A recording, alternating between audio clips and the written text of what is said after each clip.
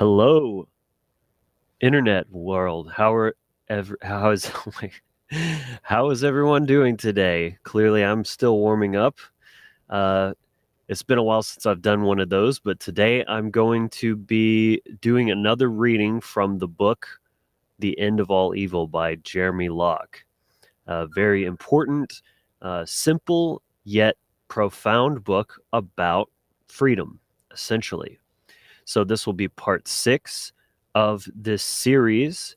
Um, if you have not seen the other previous segments, then I suggest going back and watching up to this one as well. And I will be continuing on right from where we left off. So without further ado, let's get into it.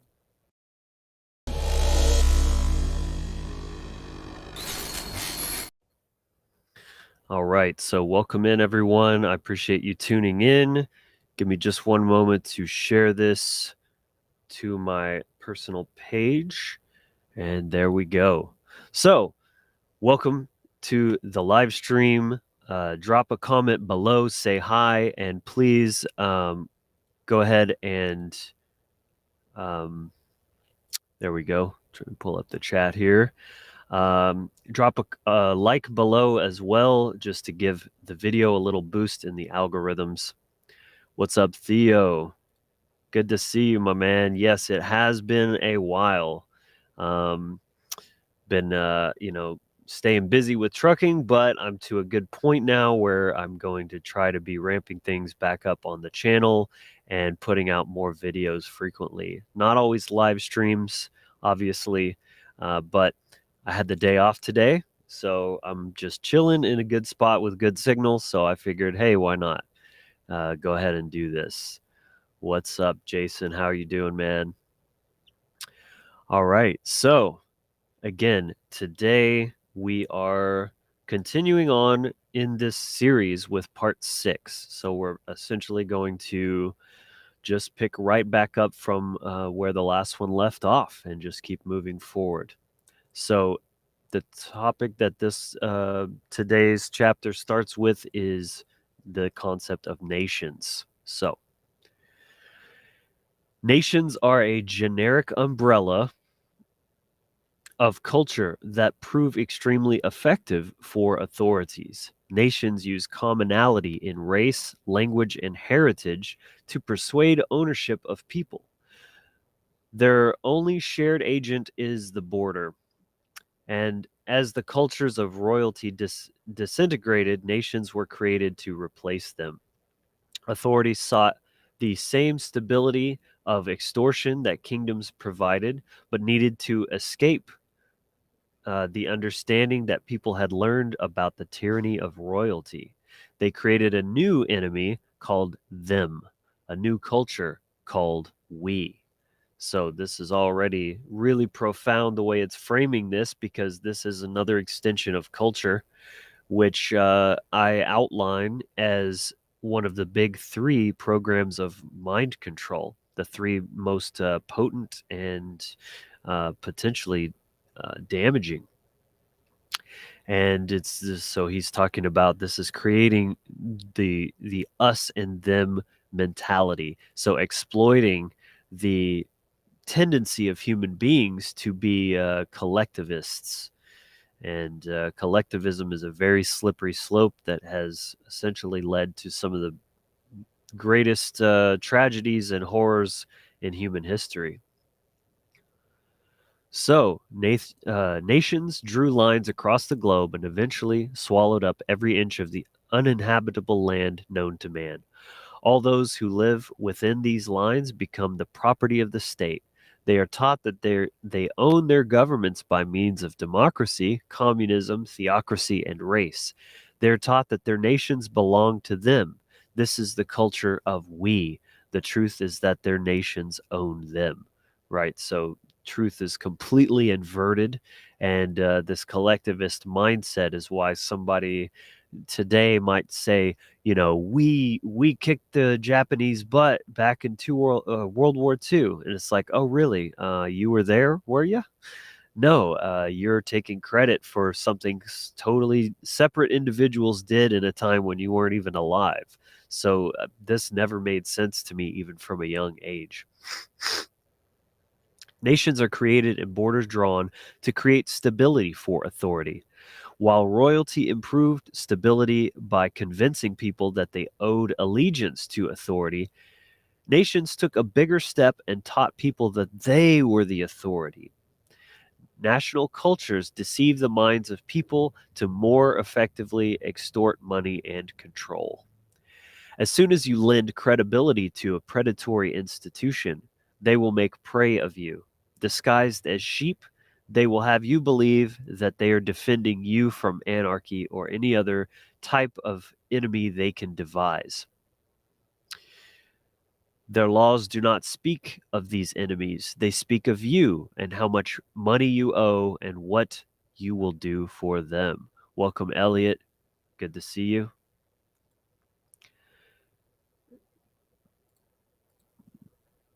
Let's see. Zeitgeist exposes much truth.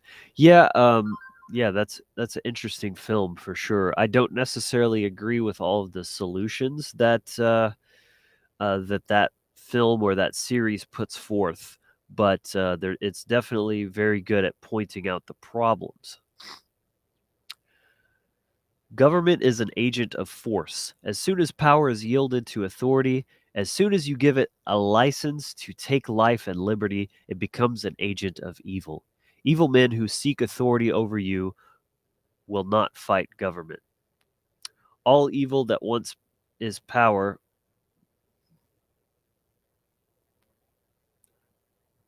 over you. Evil naturally seeks its place in government.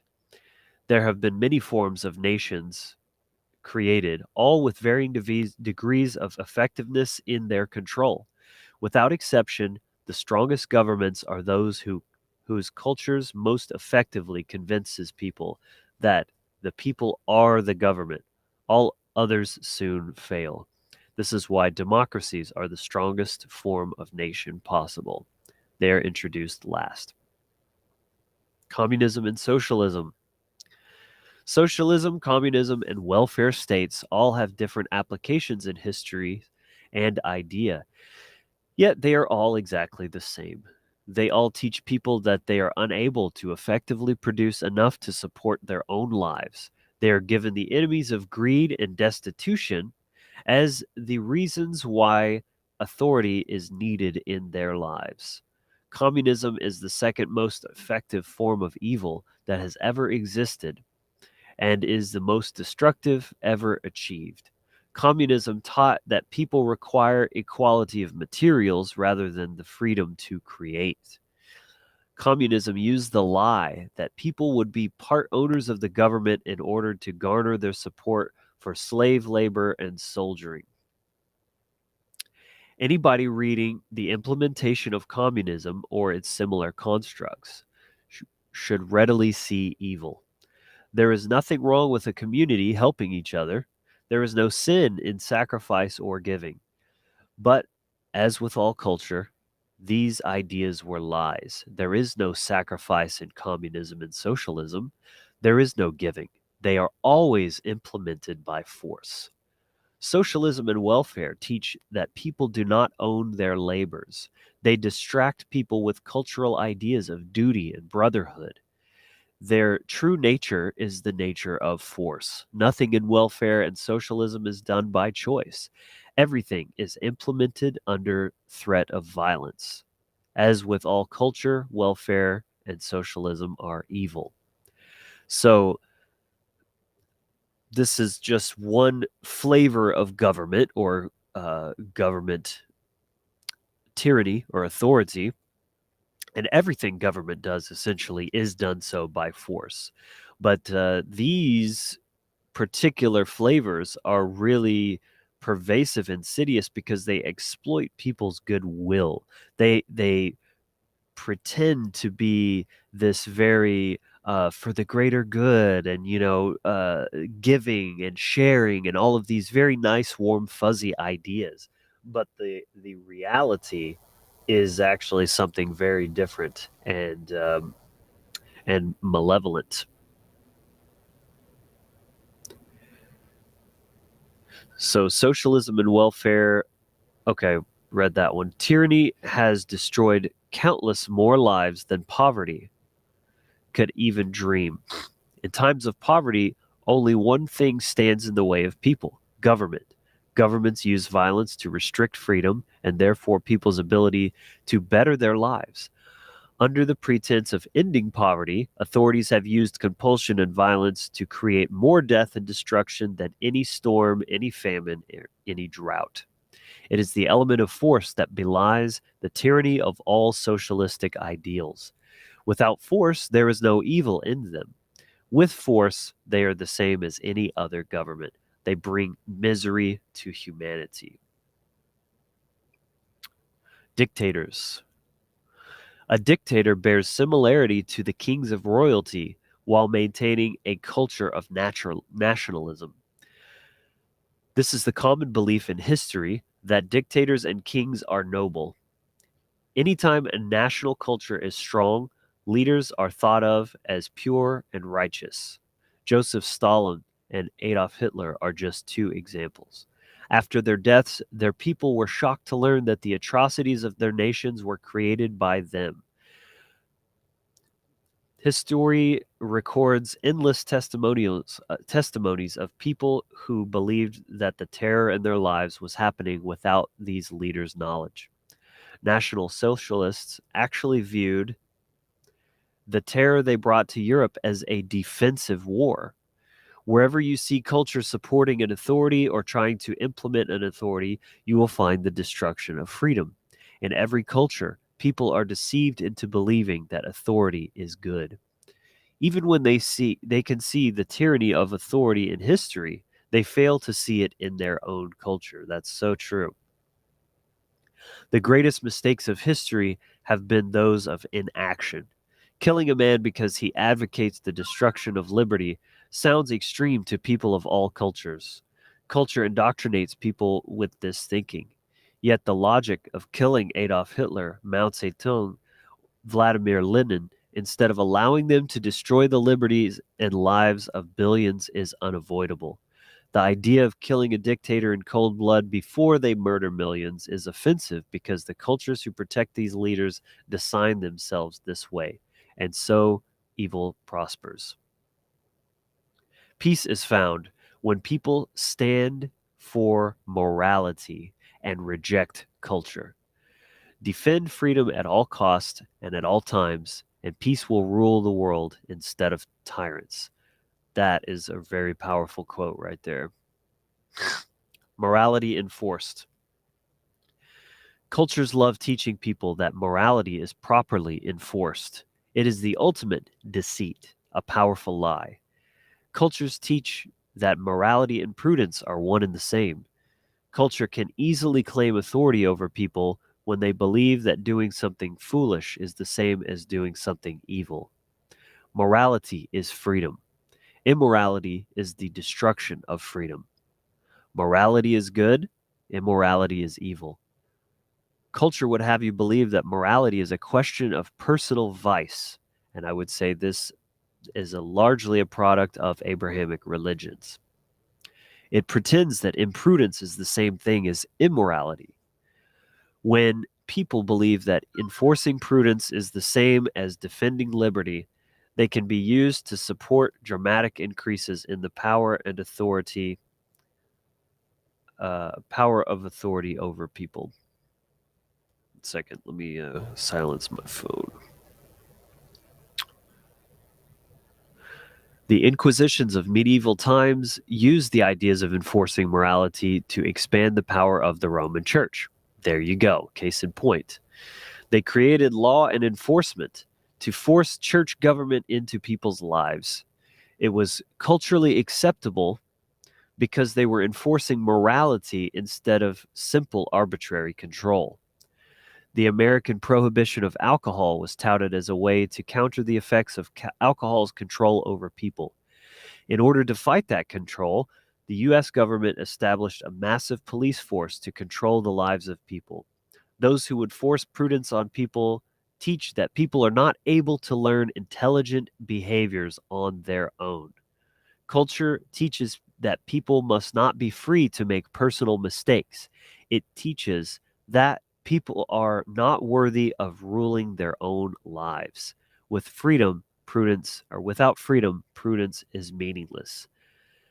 This point right here is so key to understanding why humanity's overall evolution has been so stunted and thwarted, because government and the more increasing control that the government has is insulating people from the effects of natural law, because it's imposing artificial man-made law in its place.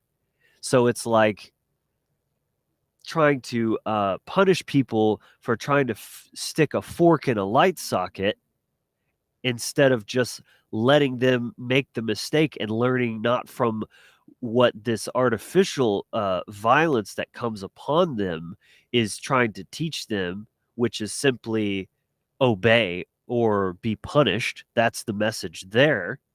Whereas natural law is simply, you know, there are consequences to foolish behaviors, right? It's the same as like an authoritarian parent. Um, you know, imposing all of these strict rules and harsh punishments in like say the child breaks their curfew and stays up late, and then they get punished for it, instead of just saying, you know what, you stay up as late as you like, but you're still expected to do all the activities tomorrow, and you're going to be tired, and then you will learn directly from that consequence. Environmentalism.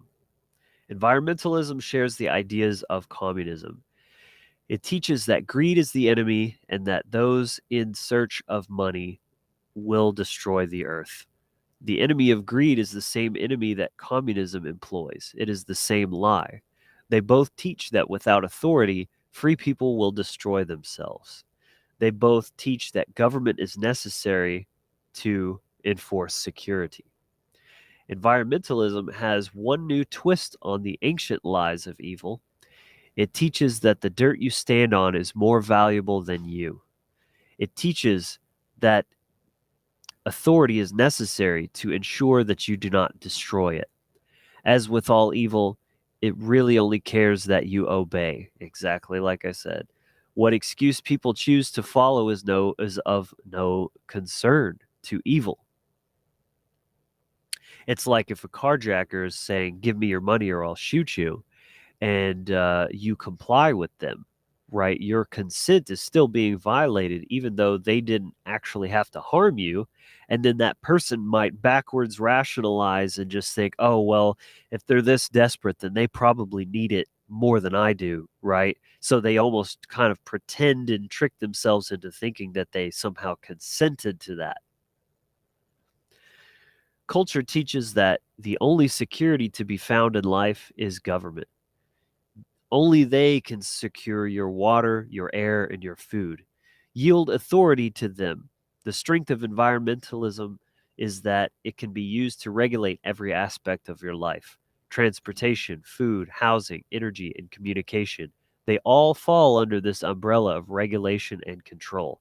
Environmentalism is just one more excuse to implement slavery. Big facts. Bureaucracy. It is extremely important to see that bureaucracy is not just an inconvenience. The slavery of bureaucracy lies in force and compulsion. Those under its power are taught to overlook bureaucracy as just another fact of life. The truth is that bureaucracy does not sustain or improve life, it drains it. The culture of bureaucracy is incredibly strong in many areas of the world. It is able to convince people that they are free while subjecting them to reams of licensing fees, permissions, and reporting requirements. Failure to obey results in fines, imprisonment, or death. This is their freedom. I mean, anyone who's being honest with themselves can admit that no one would choose to spend all day in the DMV, right? Unless they're being forced to. So bureaucracy benefits primarily those who make their money from it. These are government employees and controllers. One of their favored tactics in achieving new regulation is the stacking of laws.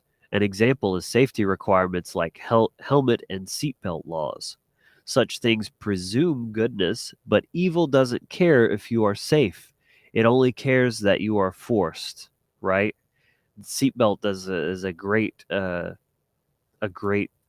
example of this because also, you know, uh, the police officer that sees this, they're gonna then speed and weave through traffic and then pull you over on the side of the highway, which is very unsafe, all for the name of safety. Like that doesn't even make any sense. Bureaucrats make the case for new regulations by leveraging previous regulation. They may extort money for the purpose of paying medical costs for trauma victims. They can then claim that the need for helmet and seatbelt laws because they are obligated to pay the medical costs, right? So then they're like trying to be the solution of the same problem that they created while saying that they're just here to help. A bureaucrat's solution to problems created by law is more law. Exactly. Their obvious objective is law itself. Terrorism. Terrorism has nothing to do with America and nothing to do with religion. Terrorism follows the pattern of tyranny precisely. Many areas of the world are dramatically affected by increasing technology. As messages and images of freedom reach new corners of the world, people begin to see the tyranny of their own cultures. As culture loses its grip on people, authority increases its violence. Terrorism is authority attempting to teach people that freedom is depravity and corruption. Terrorism is authority attempting to teach people that freedom is anarchy, that freedom is to be feared. And again, just a caveat, the author of this seems to be using anarchy and chaos interchangeably, which I don't personally agree with, but just so that you understand what he's trying to say. Terrorism has been used throughout history to coerce populations to yield their authority and governance to those hungry for power and lacking of conscience. Terrorism is rarely used against those over whom power is sought. Hitler's terrorism against the Jews is a formidable example of the use of terror to gain power over the German people.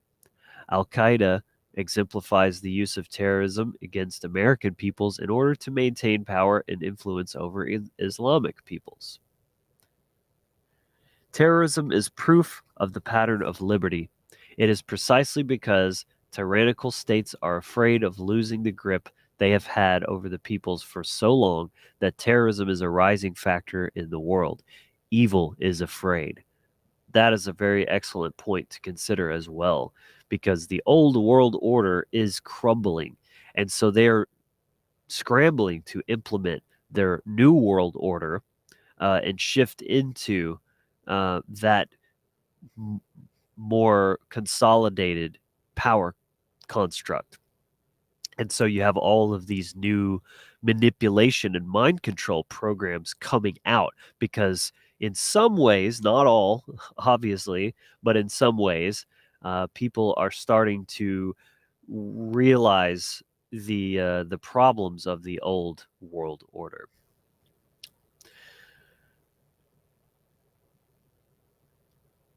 Interesting semantics here. He's saying there is no such thing as a right. All people are inherently free. The idea of right was created by men who sought to free people from some of the burdens of government, but who still believed that governments were supreme over men. The problem with rights is that they offer certain delineated permissions granted to men by government.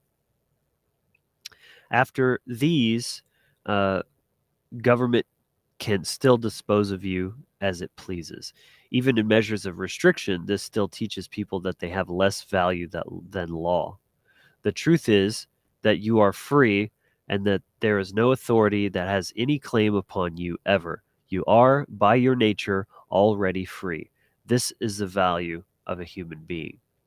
So, again, I don't necessarily agree with the semantics of this section here, meaning it depends on what you are defining as a right. I agree that people are inherently free, right? So, but by that extension, I just say rights are inherent to your being. Um, Rights don't come from government. They're not something that are granted or bestowed from any external entity or individual or group or anything like that. Your rights are simply your freedoms, your rights as a human being to live and act in the world, so long as that you are not causing harm to anyone else. So, little caveat there. Law enforcement, fun. Culture teaches that police are the only ones whose right it is to defend a people. It teaches that if people are able to defend themselves, anarchy, chaos, would be the result. The penalty for defending yourself instead of relying on police protection is extremely severe. The reason is, or the yeah, and not just punishment, but just the general stigma around like this idea of vigilantism, right? You always hear decided to take the law into his own hands, as if the law should ever not be in one's own hands. And I don't mean man's law, I mean natural law, inherent rights, like we're talking about here. So you see this sort of like word manipulation with concepts like this.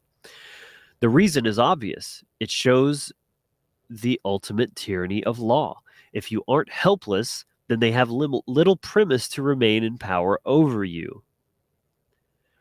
This is why I don't agree with this concept of constitutional republic, because you're still outsourcing your personal responsibility of freedom and self defense and protection to a government, right? It's the government's job to protect my rights. No, it isn't.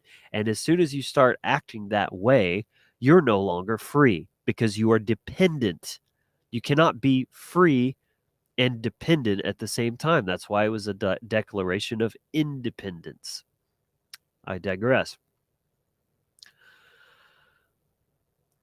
The intention of law enforcement is not to defend your liberty.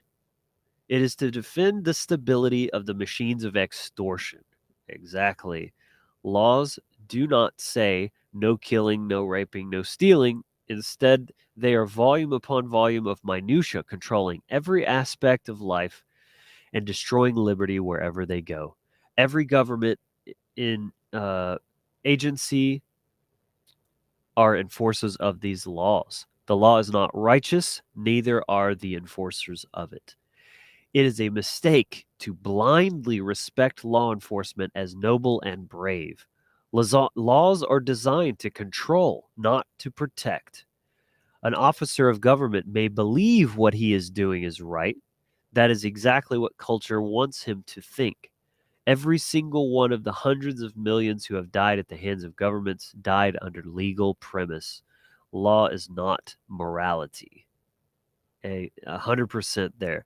And also, I would say this idea of government enforcers believe what they are doing is right. Well, that's no excuse, and I get this a lot when I'm discussing with people about objective morality and this kind of thing. You know, people's excuse is like, well, some people, like some cultures, think rape is totally fine and all this kind of stuff, and it's like, yeah, and they're wrong, right? Unless you're agreeing with that, then why are you giving this as an example that it's subjective, right? People believe all kinds of stupid shit. That doesn't make it not true. That's the whole fucking point of that. So I don't understand why people use this example all the time of like, well, some people think this and that, therefore it's subjective. It's like, no, that's not how it works at all. That's completely fallacious. All right. Laws, rules, and regulations by themselves are of little danger to humanity. They presume authority to rule over you, and culture demands that you obey them, but they would eventually be ignored as people's test and finally discover as people test and finally discover freedom. It is the violent enforcement of law that bears the ultimate evil. Enforcement is the core of law, since all laws require enforcement in order to control people. Boom. So on point, man.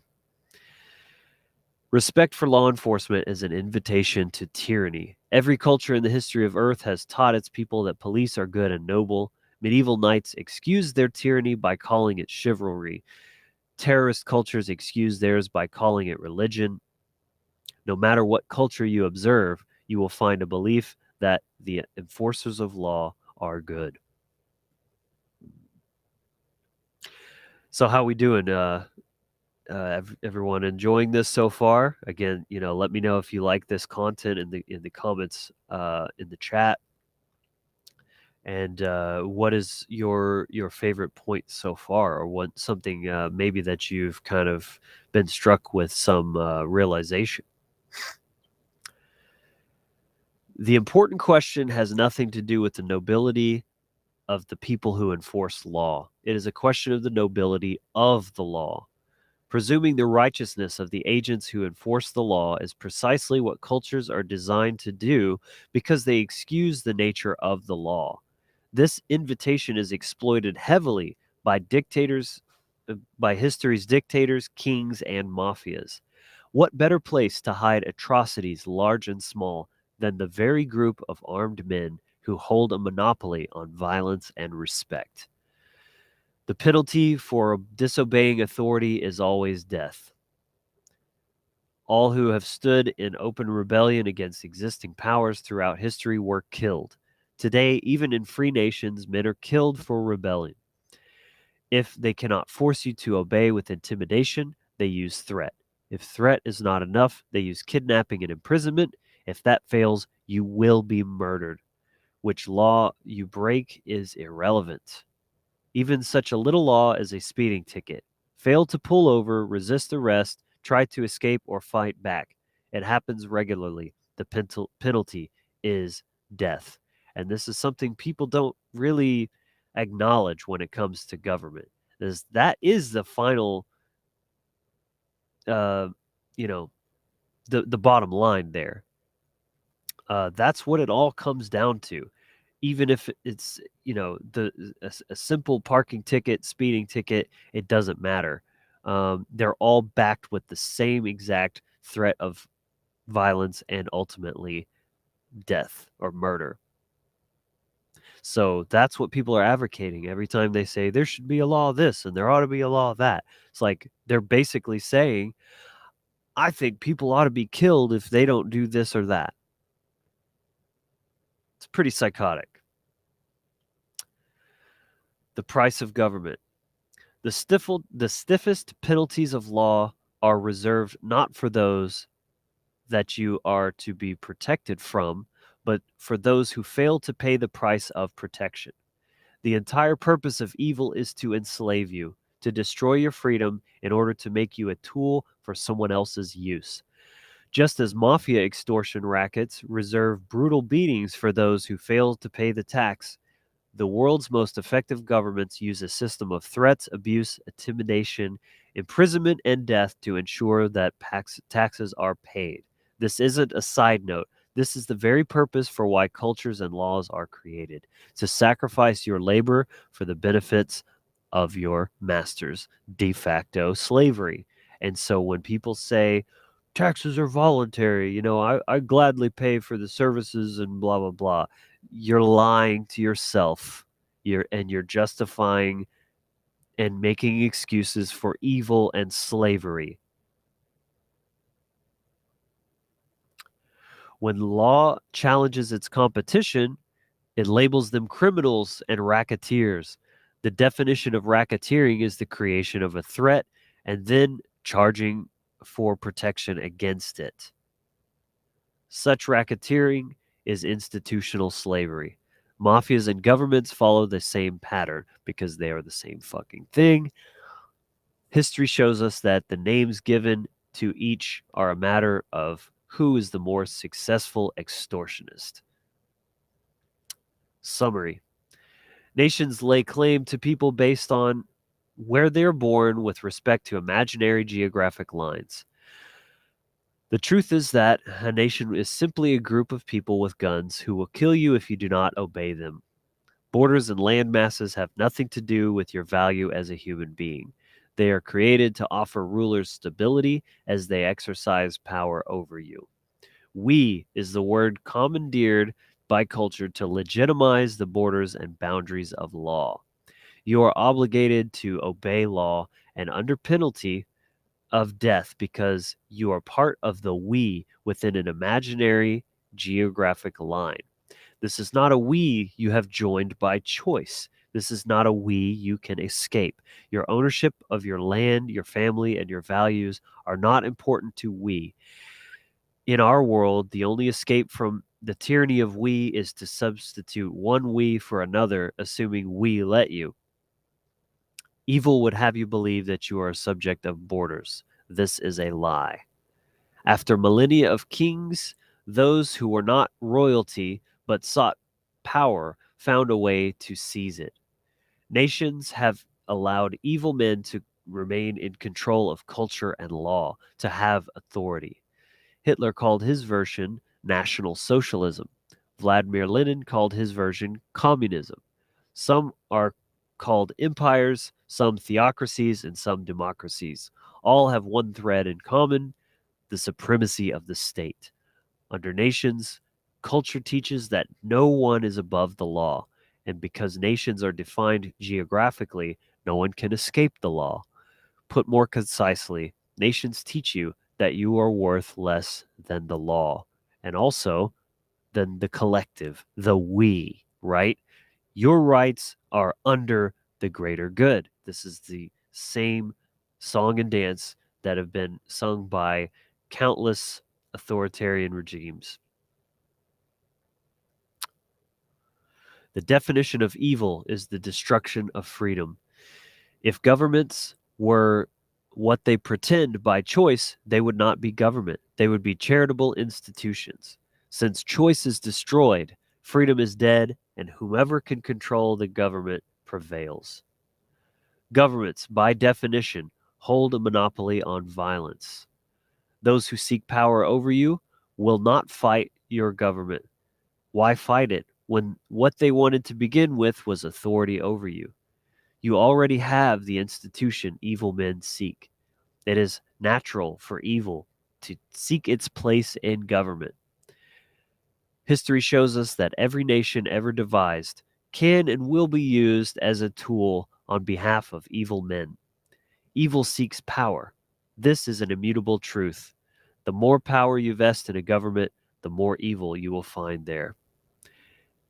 And I would say not all power is the same, but specifically the power of domination, right? The power of authority. That is different than your personal power, your spiritual power to simply influence change in the world through by your own faculties and choices and actions. So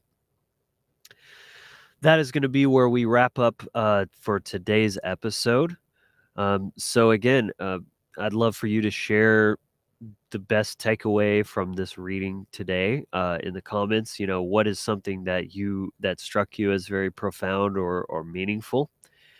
And you know, for me, you just see that this is all this very tricky and complex lie that has been woven to cover your eyes from seeing what government truly is. It is this very evil institution that constantly destroys freedom on a daily basis and yet is somehow effective at tricking the subjects into believing that it is not only necessary but a force of good, which nothing could be further from the truth. So I think that's a good place to wrap things up. This was a fun segment. This is part 6. So there's going to be 4 more of these until the book is complete, because there's 98 pages in total. So there will be 4 more, and then that will conclude it. And I'm thinking that the next book that I continue and do another reading series on is The Most Dangerous Superstition by Larkin Rose. I'd love to hear from you if you think that would be something you're interested in. Is that a book that you've read yourself, or you would like to uh, watch, a reading or listen to a reading of that? So there you have it. Thank you, everyone, for tuning in. I appreciate you. I'm going to really be keeping more videos coming at you. So if you're not already subscribed, subscribe down below. Make sure you click the bell. That way you'll get notified when I do kind of impromptu live uh, streams like this one, because my schedule is very volatile, and I just don't always know when I'm gonna have the time, or I could even be planning on doing a live stream, and then once I get parked where I've got to park based on my logistics of my trip, I just have shitty signal, and I'm not gonna, bother with that. So anyway, subscribe, click the bell. Please, again, like the video. It takes 0.5 seconds. Just drop down and hit that button for me, and it really helps out. And that's all I have for you today. So much love to everyone tuning in. Let me double check the chat. Yes and yes. Yeah. Zendra, good to see you, by the way. Jason and Theo, always good to see you guys. I can always count on you for popping in here. So thanks, everyone else. Much love to you all, and we'll see you in the next video. But of course, as always, be inspired, empowered, and encouraged.